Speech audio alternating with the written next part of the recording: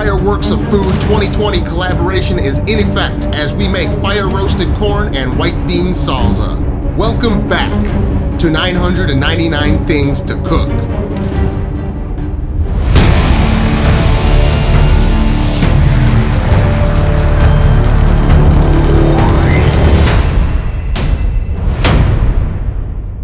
Smash the hell out of that like button right now as we start with corn on the cob. What is more 4th of July than corn on the cob? Rip all those husks off with the quickness and line them all up on a tray so you can drizzle them with olive oil. If you have to, you can use bagged frozen corn, but you will have to try and char it in a pan, and it's never quite as good anyways. Coat them all well before transferring them to a hot grill. You will cook these things on the grill till you see a bit of nice char on them. Keep the lid closed on the grill in between moving them around because you want them to cook fast and char up. If you don't char them fast enough, they will dry out and the kernels will shrivel up. When they look something like this, they are ready to go. Make sure you wrap them in foil while they cool off enough to handle, otherwise they will dry out as they cool. Now you cut the corn off of the cob. Make sure to cut the cobs in half before doing this or you will have corn bouncing all over the kitchen. Transfer it all into a bowl before adding some white beans. These beans were drained and rinsed from a can and I am totally fine with that for this recipe. Then a very large diced jalapeno goes in, followed by a diced Fresno chili. A good amount of garlic. This is garlic paste because it works so well for this. Mix it up a bit before hitting it with some kosher salt and fresh cracked black pepper. A touch of some white pepper also. A teaspoon of toasted ground cumin seed, some smoked paprika, maybe a teaspoon and a half, give or take. I've got 2 limes here, so we'll start with the juice of one of them. Always gently mix as you go. A good drizzle of some olive oil goes in, and 1 bunch of chopped green onions. Make sure to taste at this point. Mine needed a lot more salt and pepper, and also more lime, so I added half of the other lime to it. Last step is to chop up some cilantro. Don't overdo it with the cilantro though, trust me. This is what it should look like. You can use this for many things. You can just eat it with chips or put it on a hot dog or a burger. The sky's the limit. It's even better if it sits in the fridge overnight so you can make this the night before. Wrap it up airtight to use at a moment's notice. And well, that's about it.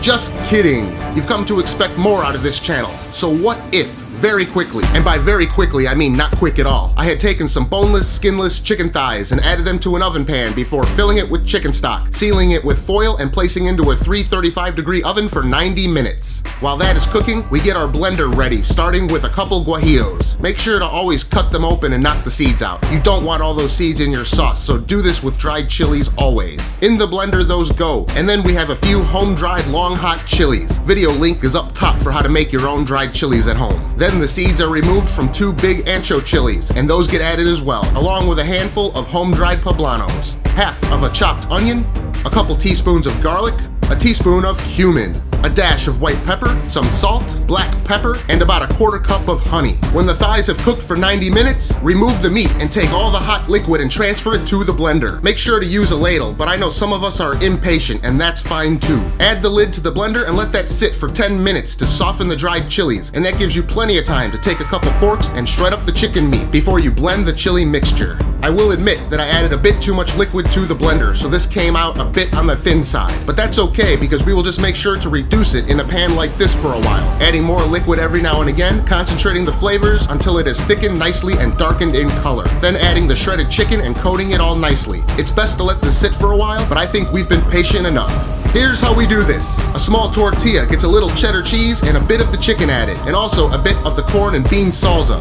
My pan is on medium-low heat so that I can take the tortilla and get it warmed up fast, which makes it pliable. Once you have a few tiny burritos rolled up, a small bit of butter goes in the pan, then lay the little burritos seam side down. Give them a flip to toast the tops as well. You can make up many trays of these ahead of time and just warm them up in the oven at the last minute for parties or whatever. But since this is a 4th of July video, it would not be festive without some ridiculous colorful garnish. So what if I had taken some sour cream and some milk and whisked it together into a crema, pouring some into a squeeze bottle, then taking 2 small bowls and pouring the rest between the 2. Some blue food coloring gets mixed into 1. Yeah, that's a frickin' genius whisking technique right there, I know, thanks, I got a spoon. Then some red food coloring goes in the other. Got 2 more squeeze bottles.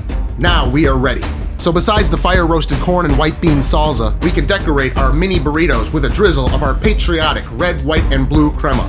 And damn it, I know the red is more on the pink side. I should have added more food coloring, but oh well, I was worried about it thinning out too much. Do the drizzling on a separate tray and then transfer it over to the platter so that you can show it the respect it deserves. And now, B-roll.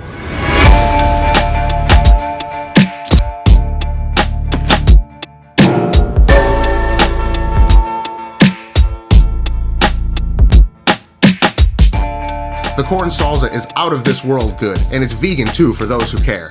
The burritos have tons of flavor, totally delicious. But that damn pink burrito was pissing me off. Not that there's anything wrong with pink, but damn it, it's red, white, and blue, not pink. But since there's no crying in the kitchen, I have some sriracha to help my OCD out. I'm very happy to be a part of the hashtag FireworksOfFood2020. Happy Independence Day, everyone, and I will see you on the next video.